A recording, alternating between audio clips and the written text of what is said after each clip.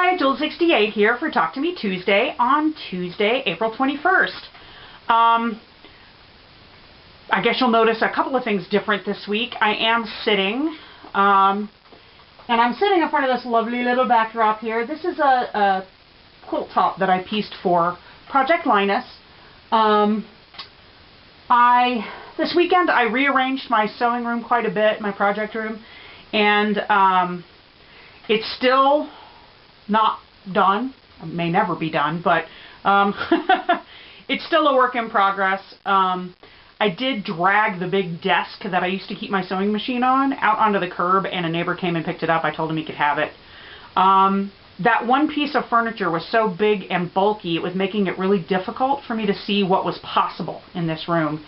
And the way it was made, it was not really great for quilting in particular, or sewing a quilt top, because there really wasn't a whole lot of space to the left of the machine, and I couldn't really move over to the right part of the desk because of the drawers.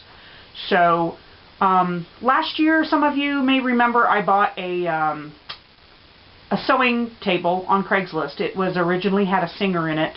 It's like maple, I think. It's this, or pine. It's this guy right here.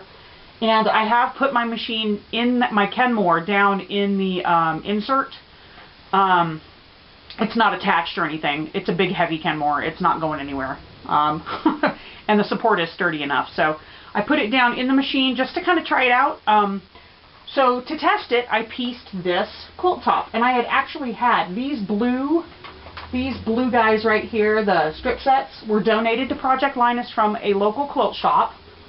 And this blue striped fabric I picked up at Project Linus, I don't know, months ago, probably more than a year ago, in another set of donations. And this is Project Linus fabric. The green going all the way around is Project Linus fabric, which was given to me by Jennifer, because someone donated it to her Linus group, and they're not affiliated with Project Linus. So she sent it on to me to use it for a quilt for our group. Obviously, I didn't have enough of these blue ones to do a whole quilt, so I made, I think they must have been from a class, samples from a class. So I made out of some brown leftover fat quarters that I had purchased for another project, probably for birthday blocks, I think, I'm not sure.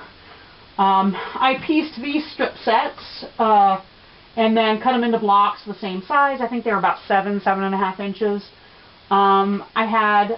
This was already a strip. I just had to, they weren't even, so I had to cut them into the largest size strip I could manage out of the strips that were pre-cut.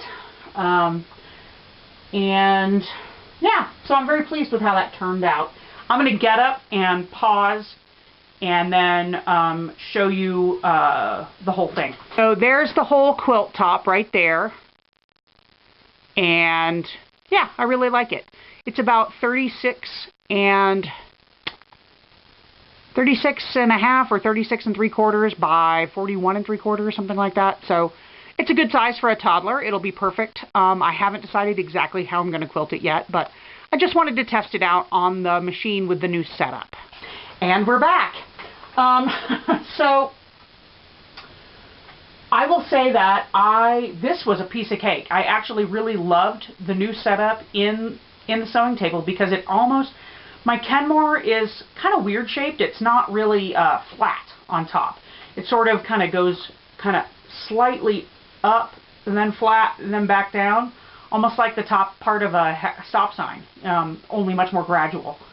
And right before it starts to angle up, that's where the edge of the table ends. So it's a very smooth transition up and over, and so it was super easy once when I started piecing all of this together. It just flowed, and it was really great. I did start piecing the next Project of Doom block that I had for Phoebe's quilt, the one with the wand, and I can't remember what number, 19 maybe? No, 14. I think it's 14. And as far as paper piecing goes, I'm not liking the setup quite as much. I think because I'm used to having a little more space right here.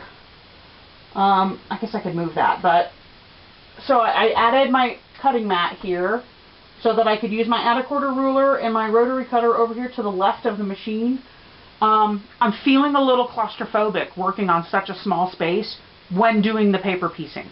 So here's my new cutting area. Ignore the step stool in the middle of the room. That's what I actually had my camera sitting on.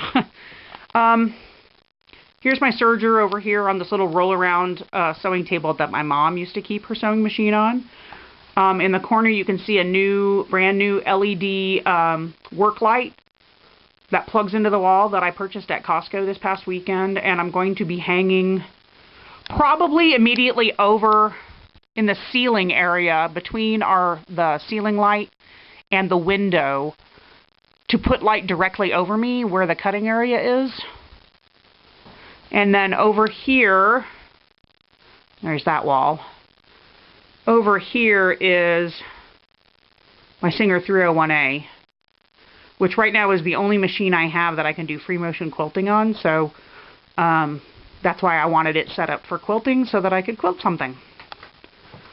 And then I still have my big mess over here. See, I just have my roll around drawers there, and I'm just really unhappy with that. I either need to get something sturdier or I don't know what. And then, yeah, there's that. On with the video. I have to show you, actually, in addition to this quilt that I pieced here, over the last week I started another Project Linus sideways shell just with some yarn I had on hand. I had, from when they were on sale over the holidays, a Caron 1 pound of gray, like a head of gray. So I just started with that, and then I have some smaller, either partial skeins. I have two full skeins of sport weight yarn. That one is a vibrant yellow and one is a brown that I picked up at the thrift store ages ago. So what I've decided to do is try to do this all in the gray, and then I don't know why that's behaving so oddly. There we go. You know, I'm still having an issue with my starting chain being a little tight, and I even chained with a larger hook than I used a J hook to do my starting chain, and then switched to an I hook to do the pattern, and I'm still having an issue with that being. I think it'll be fine on this one once I get the border on, but I think my next one I do, I'm going to go up to K. I'm going to learn your alphabet. I'm going to go up to a K hook for the starting chain, and then switch back to the I for the pattern and see if that makes a difference, because this is not as bad as the last one I did, but it's still kind of wonky. But anyway, so I've got this teal left over from a Caron 1 pound that I bought for another blanket ages ago, and I just have maybe a third of that skein left, maybe a fourth or a third. So my thinking was, since I have a ton of the gray, since I had a full skein of that, the 1 pound, I would do, you know, a good chunk of gray, and then I would do a single row of the colors just for a pop of color. And that way use up the yellow and the brown and the gray all up in one. So that's going. That's going to take a while. Probably won't be ready till maybe June or July. And then in the mail this week, I don't know if, well, most of you have been around for a little while here on Talk to Me Tuesday, and the last 3 years straight, 2014, 13, and 2012, I don't think I did it in 2011. I think I just did those, yeah, I think I just did those 3 years. I belong to a group called Birthday Blocks on LiveJournal, a Birthday Block swap. It was a small swap group, and last year we migrated to Facebook because it was just sort of generally voted that that's where people wanted to go.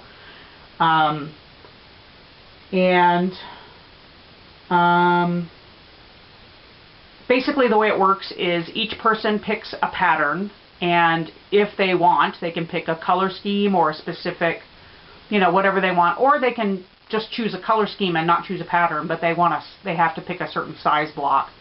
And they tell everybody what they want, and then each person does a block, or in this case the group was so small the last couple of years we each did 2 blocks. And I didn't participate this year because I haven't done anything with my previous year's blocks. So I just decided, you know what, I think I'm going to skip it. Until I can get caught up with some of my other projects. One of the moderators of the group is our own Hard Hat Cat. And I chose last year the Granny Square block again. And I just received my last set of blocks in the mail. My birthday was in October, and I received my last book. These are from Jenna Floor, who lives in Oregon. And she sent me 2 identical Granny Square blocks. These are going to go great with the colors I already have. I said I wanted scrappy, so I have all different colors. And so that's the last of those. I have 2 of those, and I'm not going to show you both because they look exactly the same. And she also slipped into the package this book, 100 Colorful Ripple Stitches to Crochet. And I think I've mentioned before I haven't ever done a ripple stitch before, so I did one blanket knitting that way, but I've never done one crocheted. So there's a lot of stuff I really love in here.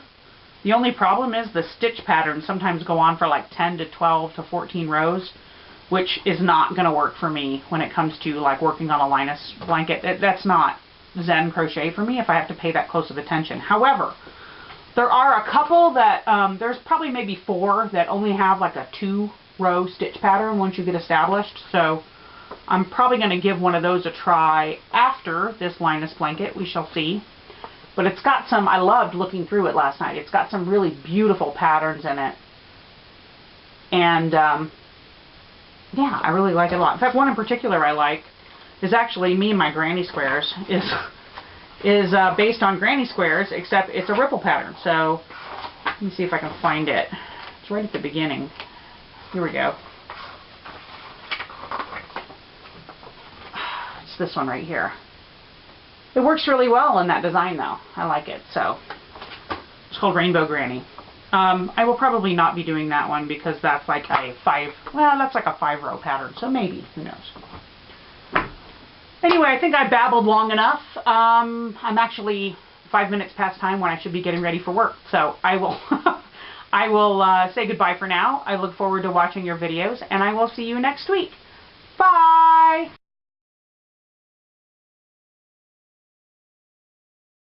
Pouncey's climbing the ladder that I have the camera sitting on.